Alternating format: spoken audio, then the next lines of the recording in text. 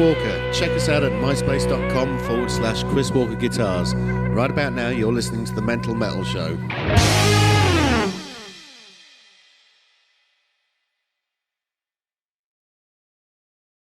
It's getting bigger every day. That's why I've teamed with the MentalMetal radio show to help fight this problem. Let's help these poor little bastards. And you can too. For just pennies a day, you too can help one of these little cocksuckers learn how to headbang. Just like the pros do it. Hell, I've sponsored half a dozen of these little cum stains myself. Your generous donation will provide one of these little pricks with a metal CD, a neck brace, and an officially licensed air guitar. Well, what do you want for pennies a day? It doesn't matter. These little bastards won't know the difference. It's fucking air. And once you make your donation, you'll receive a photo of the little cocksucker you've sponsored.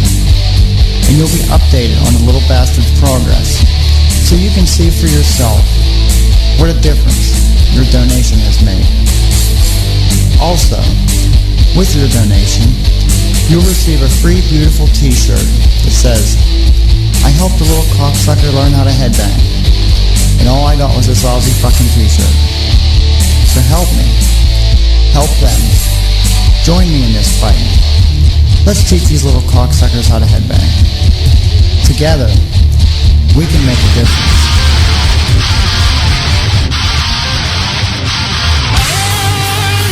Fist bump at You know, it's funny you say that.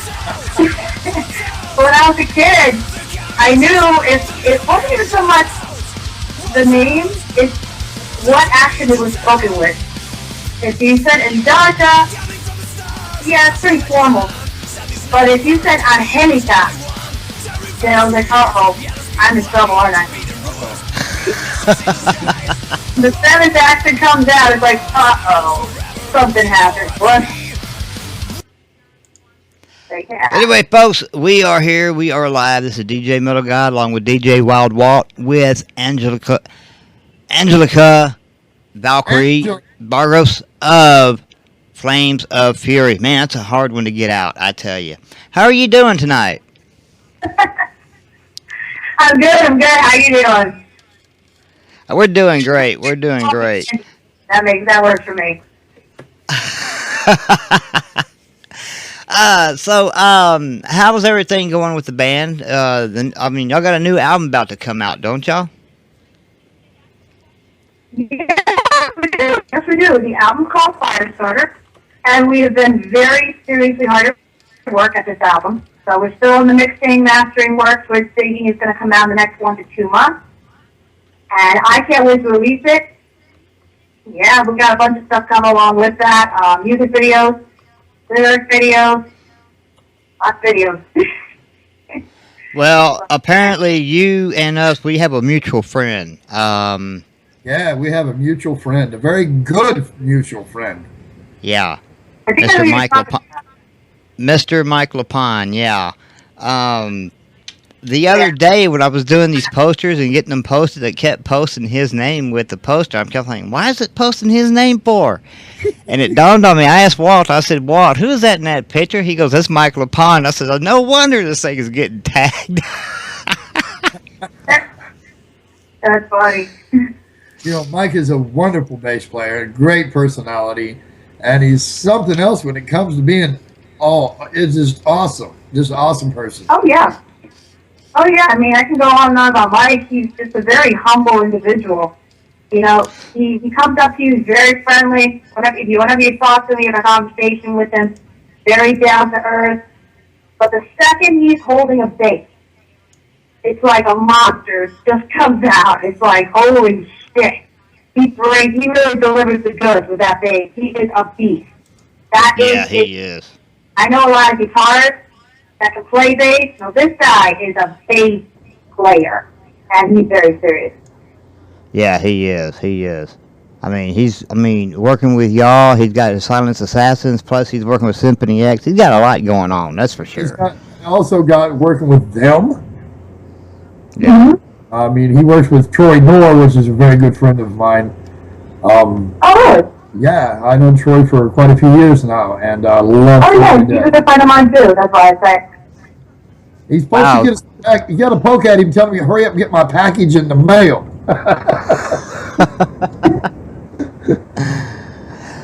So how? Tell us about the band. Tell us about the other members you have in the band.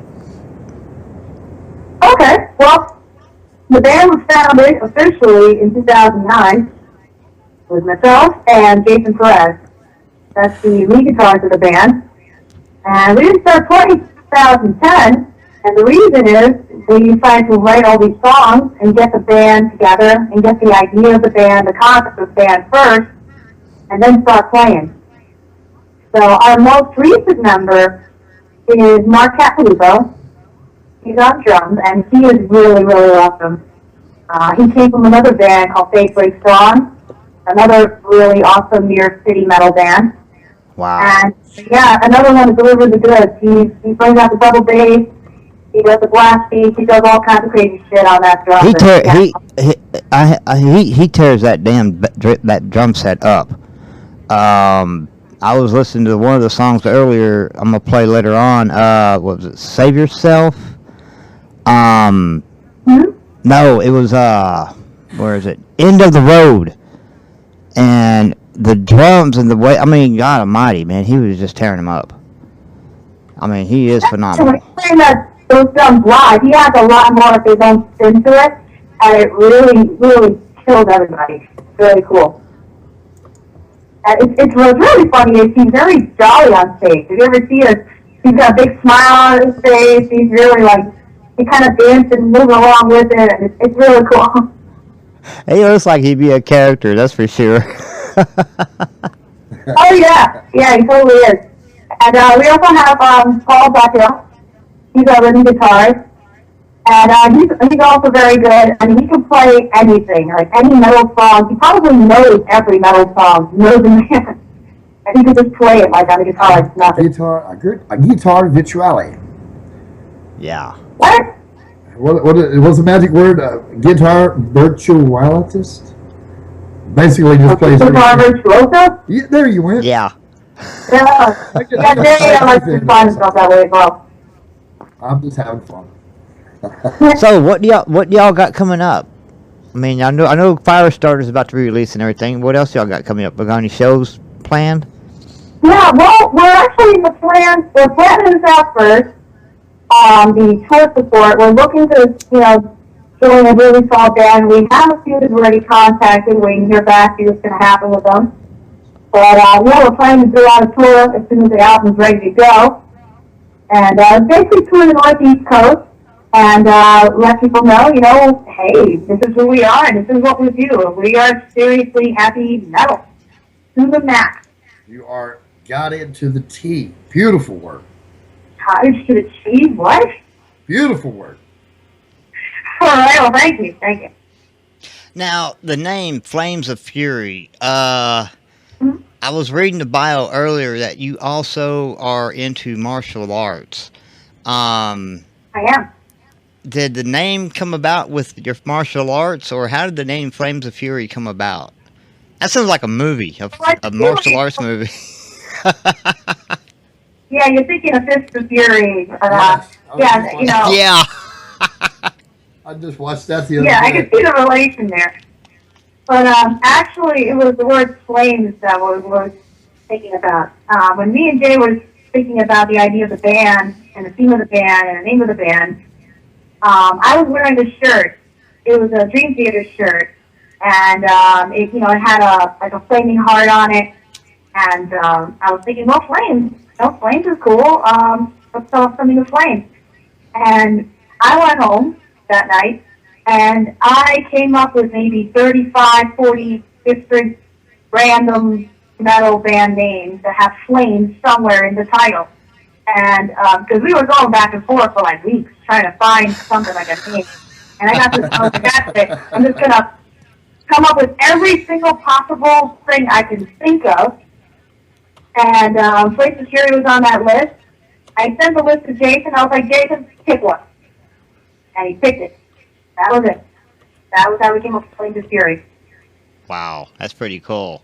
It stuck. It sounds good too. I like it though. He's very efficient with the shit. I'm just like, Now, y'all's most recent milestone was opening up for Doro Pesch of Warlock. Matter of fact, at her 30th anniversary performance. How was that for y'all? that was awesome. That was probably one of our best shows ever. As far as experience is concerned, we were direct support for Doro, and we're very happy that they allowed us to be on the show, and we're cool with us being direct support because we're obviously very similar in style of music.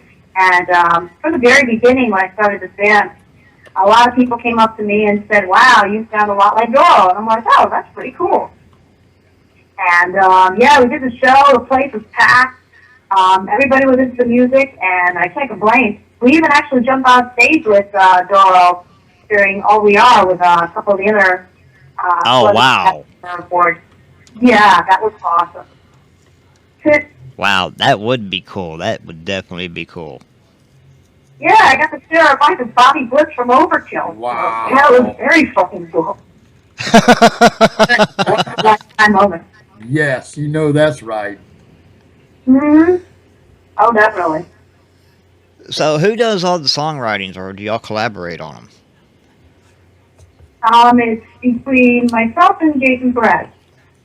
He gets most of the credit, does most of the music, the guitars, bass, drums. He has a role in. Myself, I come up with the vocal melodies, obviously the lyrics, and I tweak a couple of musical arrangements too. I might take a section if he has a good idea and move it somewhere else and things like that. But yeah, it's mostly me and Jason that write the songs. Yeah. And then when you bring Michael Pond in, he has his own spin on songs, but he plays live. So yeah, he's actually our guest bassist, and when we play live, he puts like this really cool spin to the songs, and he has his own sound in and of himself, which is really awesome. Wow. So, do y'all have any shows coming up pretty soon? Hopefully soon, yeah. We're kind of just holding back on the shows right now because we want to finish the album, and we want to make sure that gets done and out there and ready to go. So until then, we don't have any shows yet.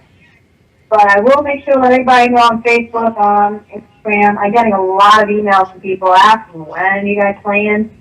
When's the album coming out? And right now, you got to make sure that everything's perfect, ready to freaking go. Yeah, you don't want to rush it, that's for sure. I mean, you can tell a lot of difference between the rushed albums and the ones that take their time on them, that's for sure. Who writes the lyrics? Lyrics? That's me. Really? Awesome. Mm-hmm. Wow. Yeah. I write lyrics correction for most of the songs. We have a few songs that Jason will write lyrics. And then we have like a 1 or 2 songs where we both write lyrics. But I would say about 85-90% of them, that's me. Great. What got you into music? Oh, wow. I've always been into music. Well, singing I and don't know. such. Singing? Yeah. I don't know. I've always wanted to sing since I was like 3 years old. So it's kind of hard to say. I mean, I joined choirs and all these various groups in high school, got all these opportunities to sing at any point in time. I went to college and I studied music performance for 2 years, and got to know the basic music theory, composition, the essentials that musicians know. And then, got into metal and kept the rules that seemed to apply and broke the rest. Cool. Yeah. It's been a crazy ride, I gotta say. I never would have guessed. All the people that I run into at shows, and it's fun. The big shows are really cool, but the small shows is when, I get to really make friends with a lot of new people and make new fans. And I've made some of the coolest friends in the past, 5-6 years that have stuck with me. And, I wouldn't trade those experiences for anything. I don't give a shit. I hear you. Well, It seems like more of the smaller shows also shows who the diehard fans are, really. Anyway, Right. I noticed that a lot of the major acts are also doing a lot of smaller gigs too. They're not doing the big, sellouts or anything like that. They're practically playing the smaller venues, trying to get them revamped up, I guess. But it's better to see them in a smaller place setting because you can actually get that one-on-one with the band. And I think that's pretty cool. I totally agree. living here in the Dayton area, we have the Odd Bodies, which used to be the former McGuffey's House of Rock, and it's been one of the greatest venues that I've had the pleasure of working in, doing live broadcast, hanging out with the bands, and just literally it's as good as the Bogarts down in Cincinnati. It's a little bit bigger. Bogarts is a little bit bigger, but you get that one-on-one feeling with the band. You get to hang out with people like Hell Yeah and Vinnie Paul, and I seen Dimebag there years ago, and it's just like, hey, how are you doing, kind of thing, with that's awesome. Jekyll and hey, how are you? Thanks, great to see you. When you get that one-on-one with the band, you really want to give it out to the audience and let them know that those bands are there for you. Oh yeah. There was this old school club called the Moors, and I'm always hearing stories about it. Unfortunately, it's before my time, but I've heard lots of great stories about people hanging out with bands and upcoming bands that turn out to be super huge. And we unfortunately have not as many venues quite like that, but you got like Gramercy Theater in the city. Yeah. You got a big room upstairs, but if you go downstairs, there's like a small bar, and it's kind of like an intimate lounge kind of area. You can just sit down and chill and have a beer. And more often than not, random people will show up. Like, I'll tell you this story. I went to see Primal Fear, who we opened Killer for. band. A different venue. Killer. They've been And actually, I'm getting instructions from Ralph Schaefer now. But surprise, Doro Pesch showed up, and she was hanging out in the bar downstairs, just like anybody else. And it was like, oh shit, look at that, awesome. But yeah, so every once in a while, you get that small, intimate feeling of just hanging out with like a lot of your favorite rock stars and favorite metal artists and stuff. And you can't trade those experiences for anything. You can't. You really can't. I mean, it's a once in a lifetime thing anyway, But it's an experience that you really don't ever forget. Mm-hmm. I agree. I totally agree. There's a lot of random experiences like that. Being on the road as a musician myself, knowing the ins and outs and ups and downs and playing here and there and everywhere, just go. It's. Mm-hmm. Oh yeah. I mean, hanging out with Bobby Blitz and Doro was hanging out at the bar, and then there was another event where we opened for Bible Fair, and we're hanging out on the tour bus later, all splitting beers, and that was actually a fun night. We had like 5 or 6 other people, and you got Matt, Sinner, Ralph, and other girls. They're all speaking German, and all the rest of us are just looking at each other like, what's going on? So the next thing that ended up happening was me and these 2 other guys started talking to each other in Spanish, and then this other guy knew Portuguese, or I forget where he was from, and Ralph knew what he was talking about. So we went to the United Nations in this tiny little tour bus. It was awesome. Wow. But yeah, lots of crazy random experiences like that, and I wouldn't trade it for anything. You can't, they're really, you have to be in the moment to kind of experience it and just show up and be around them all. Yeah, exactly. We were talking about smaller venues. On quite a few times, I got a chance to share the stage with Ross the Fox. He's one of the founding members of Manowar. Yeah. And he's a really cool guy, but he's definitely old school. He's got that old school punk feel, from Dictators and all that. Yeah. Oh yeah, he's been around the block a few times. I'll say that much. So. Mm-hmm. So, a lot of situations like that. So, what's the biggest challenge for y'all as a band? The biggest challenge? Hard to say. There are many challenges. Me personally, I would say a little bit more like getting people to get to know our music. I think a lot of bands that are still like starting out, even in the intermediate stages, that's always a challenge. Even bigger bands, staying relevant, staying within the public eye for long periods of time, that's a constant level of work. So how I tend to get over that, we obviously use social media. Everybody's using social media now. Yes, Social for sure. Yeah. But I have a tendency. I'm a social person. Put it that way. I like to have conversations. I like to have a conversation over a beer. I like to basically shoot the breeze and just hang out. So what I'll do is I'll go to a show with cards, like my band's website and stuff like that. And I have absolutely no problem going up to a total stranger, like at the bar or hanging out in the club or in the crowd, and be like, "Hey, my name's Angelica Vargas. I'm in Flames of Fury. It's a heavy power metal band. Take a listen when you get home. If you like what you hear, come on down to one of our shows." And sometimes we'll get into conversations about bands that they like.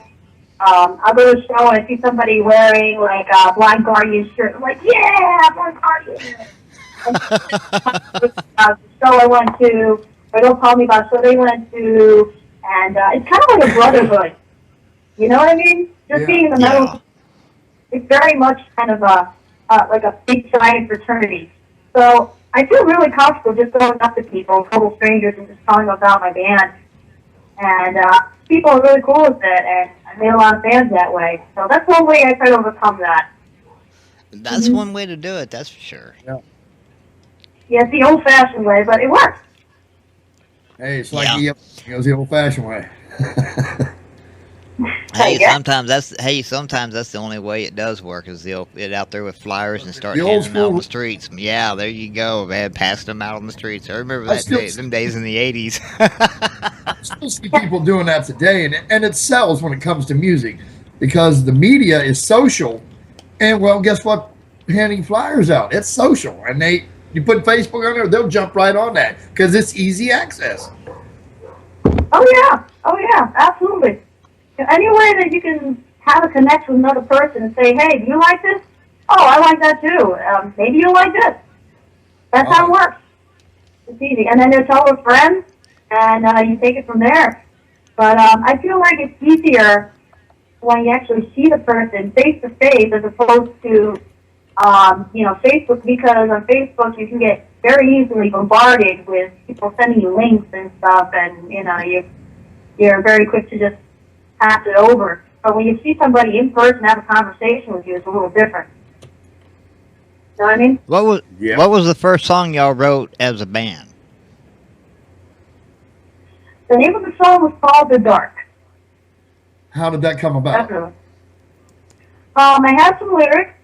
Most of our songs started out this way. I have lyrics, maybe have strong emotion, and I'll show it to Jay, and either Jay's like, he's not feeling it, or, I think I got something. So he read it a few times, and then he started playing a guitar riff that he had in his head, and I sang along to the riff, and then I came up with a melody around that.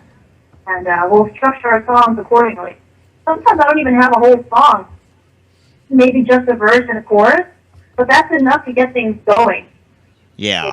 A lot of people have trouble just trying to write like one section of a song, but even if you have part of a song, you tend to use the momentum from that piece of the song, and you get another piece, and you get another piece, and you get the idea. Well, let me ask you this: what would you find easier to do, writing the lyrics then the music, or writing the music then the lyrics? Or is it about the same? Personally, I rather write lyrics first, then music. For some reason, just if it's good lyrics, music just naturally comes out of it. And good music, sometimes I come up with lyrics but most of the time it's you're trying to write around a particular structure that's already in place.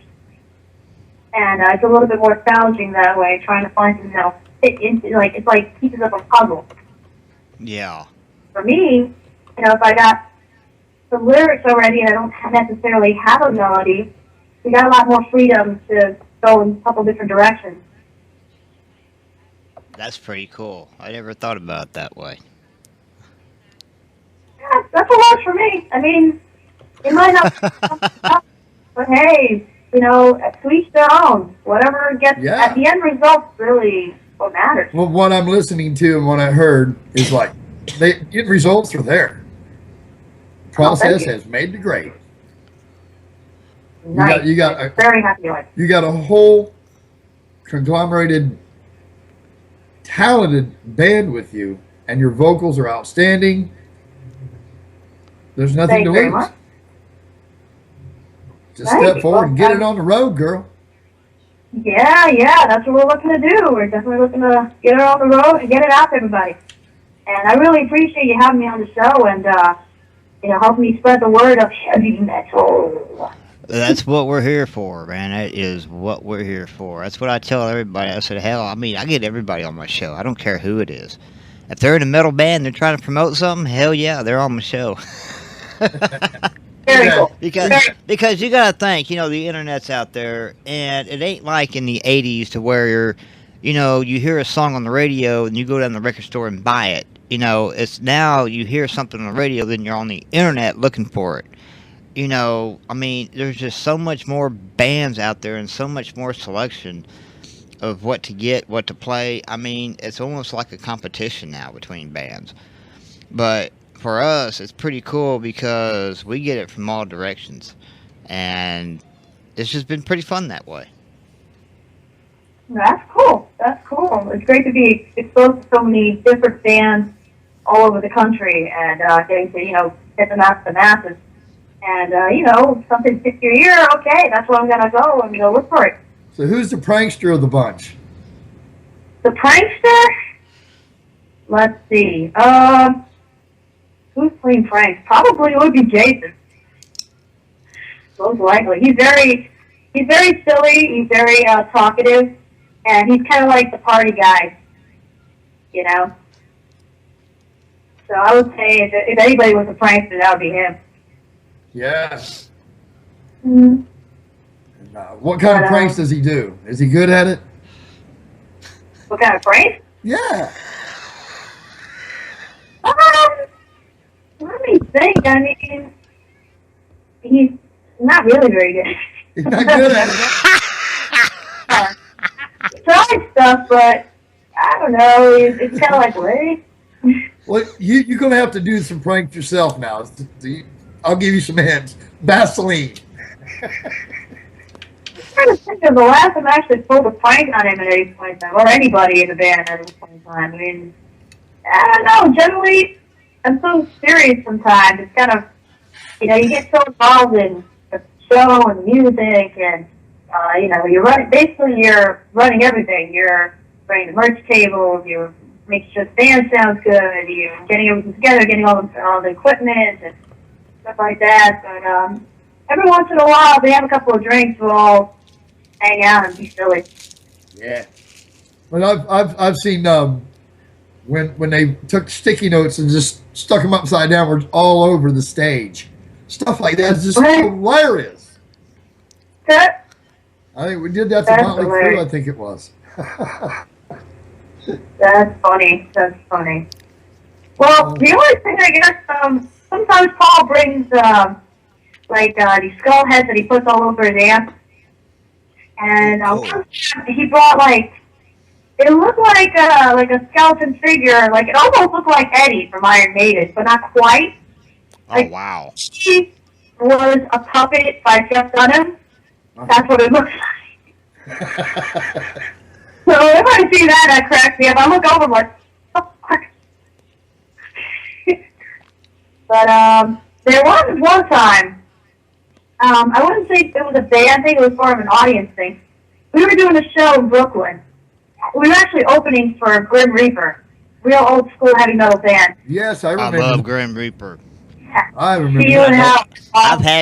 I've had Chris on my show before. He's wild, man. He's crazy. That's the song. That's the song. Well, we were doing the show, and this kid shows up, and he's wearing a horse's mask. Yes. So there's a horse for the stage. There's a video on YouTube somewhere. We were at, you look it up on YouTube, we were performing at St. Vitus Bar in Brooklyn, and every once in a while the camera passes over, there's a horse. You just see, like, the shadow of a horse looking at the... I'm just looking at this thing like, I don't know. A few times he does this, that was just so silly. I was like, what the hell is a random horse? It was great. It was great.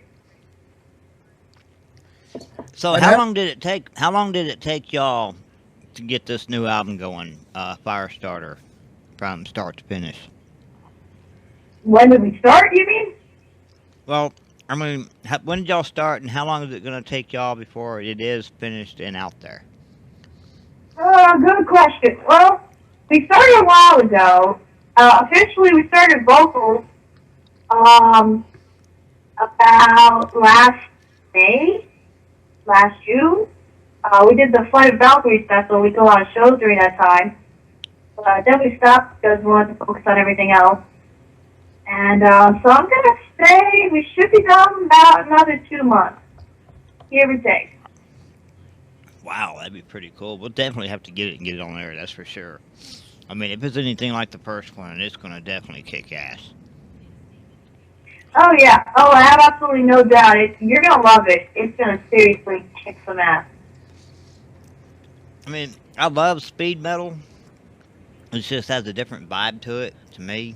You know, I mean, because when I first listened to it, man, I mean, it was just like, wow.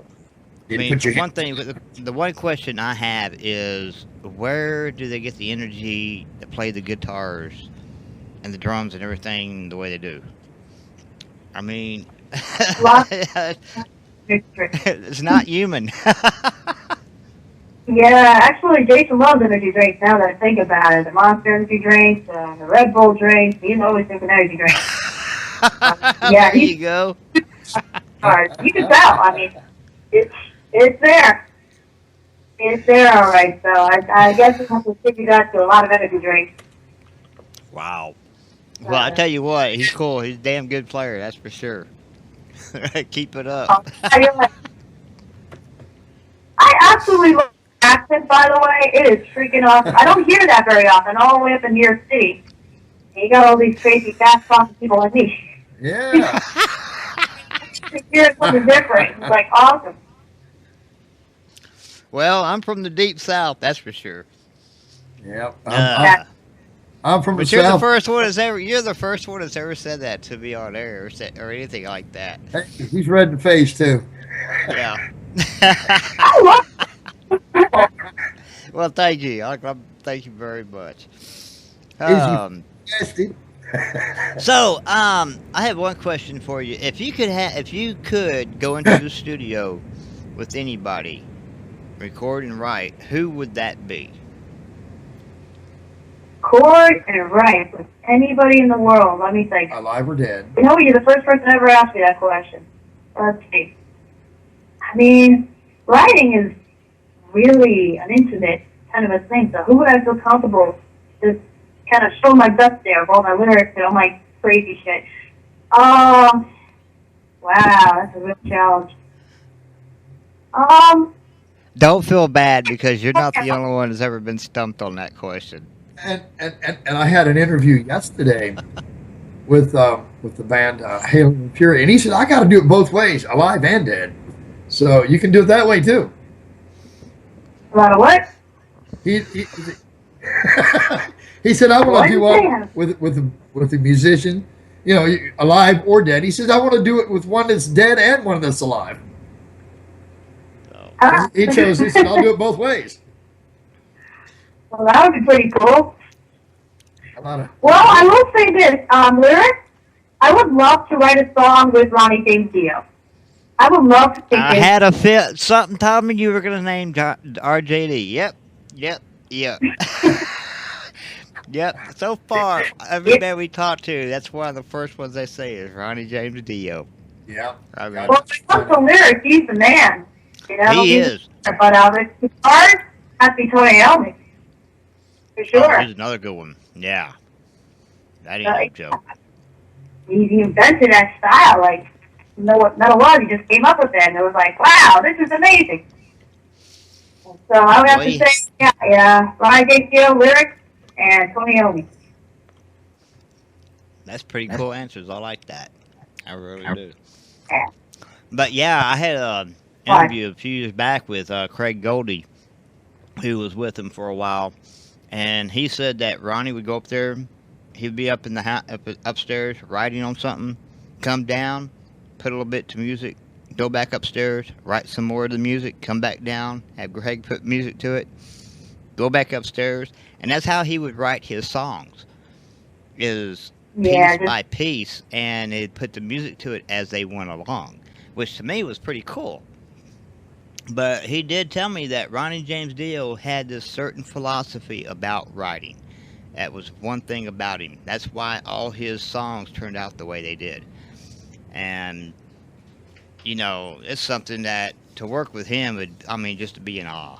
Because this guy was just so phenomenal in everything he did. It was just unreal. I mean, his lyrics, you know, they do tie into each other. And when you listen to a song, you're often scratching your head like, what is he writing about? Like, it's so cryptic in nature. So if I was going to write lyrics to anyone, just for the experience of it, it would have to be hands down Ronnie James Dio. Yeah. Sure. And not only that, but you understand what he's saying. That's what's so good about it. Each and every word is clear and crisp. Yeah. Oh, yeah. Yeah, that is attributed to his ability as a singer. Yeah, to be able to enunciate every syllable, every phrase correctly. But every song he does, he makes sense out of every song. Even though it sounds weird, it does make sense. And that's something I've never figured out with him. Something about his lyrics, they just reach into your soul, like pull your heart out, and, you know, really get you going. I've had a chance to see Dio 3 times live, and each time was just astounding. Mm-hmm. He cast a spell on the audience. And to shake his hand and to be honored with his presence was really great as well. Yeah, you can't go wrong. Ronnie James Dio, he is the man. Oh, is there a website? Is there a website where people can reach y'all at? Or I know there's Facebook, but do y'all have a website? Yeah. We have a website, www.flamesoffury.com. Cool. Yeah, you can definitely check our stuff there. We got videos on there. We have links to our music on YouTube, on Facebook. So you get to hear a little bit of our story, obviously photos as well, you know. But yeah, definitely. Well, definitely keep us posted on the new album. I definitely want to get it up on the show when it does come out. Yeah. Very cool. I'll also be in touch with Ben about getting y'all back on the show. Hopefully, maybe with the whole band or with a few other members of the band to come back on when the album does drop. That would be very cool. Yeah. Have a special showing of it. Get y'all in the studio on Skype, and we'll do a live broadcast with you guys playing a tune or something. That could be very cool. That could be really, really cool. But we know we know you got a lot going on and everything. We wish you the best on the next album. The album that is out now really kicks ass, and I will continue playing it on this show. Beautiful work. For sure. Thank you. Thank you very much, and I really hope your listeners enjoy it. I hope so, too. I mean, we will probably have I don't know, maybe a survey coming up pretty soon about the metal bands we play. I've been meaning to do something about that, but yeah. But Angelica, it's been great having you on. Wish you all the great success. Tell Mike and everybody we said hi. Well, I certainly will. And before you go, is there anybody that you would love to say thank you to? Quite a few people, actually. First thing, obviously, my family for dealing with my crazy self for all these years. and my boyfriend and my best friend and all of them. I gotta really give it out to the fans. One particular person, my friend Carlos Sanchez, he's been helping us for the past 3-4 years. He's a diehard fan. My other friend Matt Earlson, he takes photographs. Stephen E.S., he's a photographer. The guy Jack Roman, definitely thanks to them. People at Black 151, that's a venue in Queens. We've kind of made that our heavy metal haven. So big thanks there, Carlos Aguilera. Shit. Now you got me started on. I'll be spending another half hour or so. Here, thank everybody. So it's all about everybody you. In New York It's all about City. you. Oh, jeez. So yeah, I got a lot of people on thing, but in a nutshell, everybody in New York City metal scene. Wow, cool. I got 2 songs I do have in the queue I'm going to play. One of them's called Save Yourself. The other one is the one I like, End of the Road. Can you tell us a little bit about those? Save Yourself. Yes, I can. It's a very different sound from a lot of our other stuff, which is kind of like power metalish. This one kind of has like a groove, it's a headbanging song. And the song, if you listen to the lyrics, is really about vampires. And, saving yourself from the grip of death, if you will, or preventing yourself from getting into death. And End of the Road, it's got a groove also. It's got a little bit of a progressive sound to it as well. And that song is really just a in-your-face kind of a thing, like showing up people that, haven't met their promises, that have basically slammed doors on us, and we're basically telling them to hell with you. We're going to keep going. This is the end of the road for you guys. Yeah, snooze you Wow, lose. that's pretty cool. Damn right, man. But yeah, that one does kick ass, and I do love it. But yeah, the whole album does kick ass, that's for sure. But Flames of Fury, catch them when you can on the road. When the new CD comes out, we will definitely let all the listeners know. Definitely go And get keep everybody posted. CD. Check it out on their website, flamesfury.com, and enjoy it. Yeah. Anyway, here's Flames of Fury with Save Yourself, and we'll be back right after this.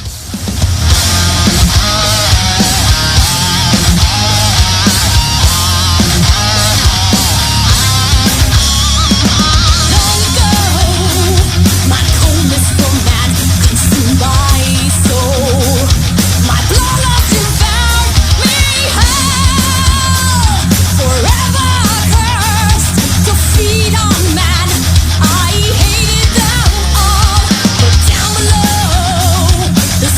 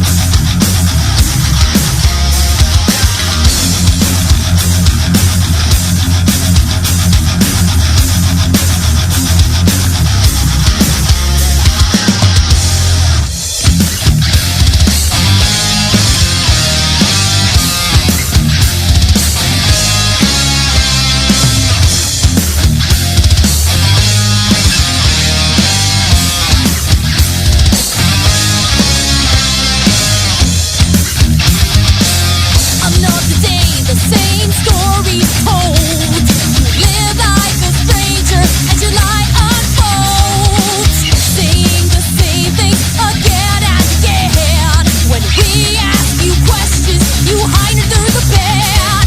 You waded through darkness, crossed over the light. Stood up your saviors each and every time. It's time for you to face the truth. No, there's nothing that you can't do. No more shall you deceive. I can't believe it happened to me. I must survive, I must go on. You know I've got to believe. You tried to make a fool out of me. With scheming ways, it's time to pay. You've reached the end of the road.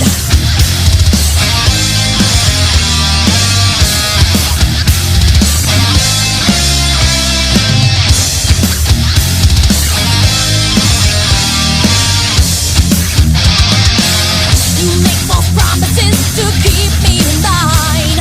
You think you're ahead when you're so far behind. Slamming the doors right in my face. You keep on trying to put me in my place. It's time for you to face the truth. You will not silence my anger. No more shall you deceive. I can't believe it happened to me. I must survive, I must go on. You know I've got to believe. You tried to make a fool out of me. With scheming ways, it's time to pay. You've reached the end of the road.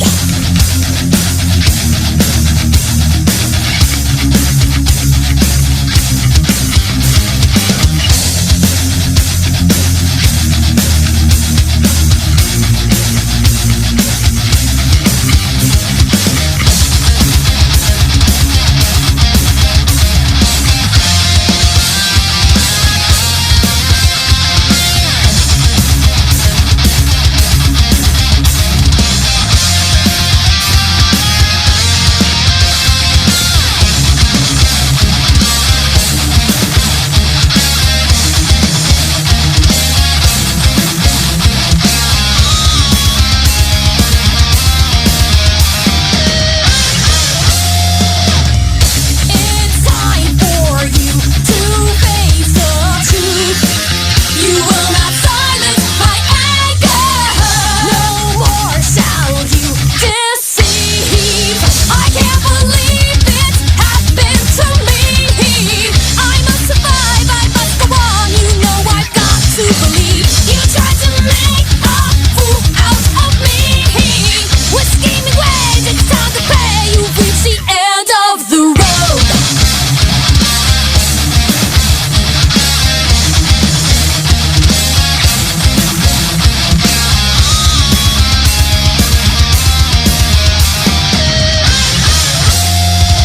End of the road.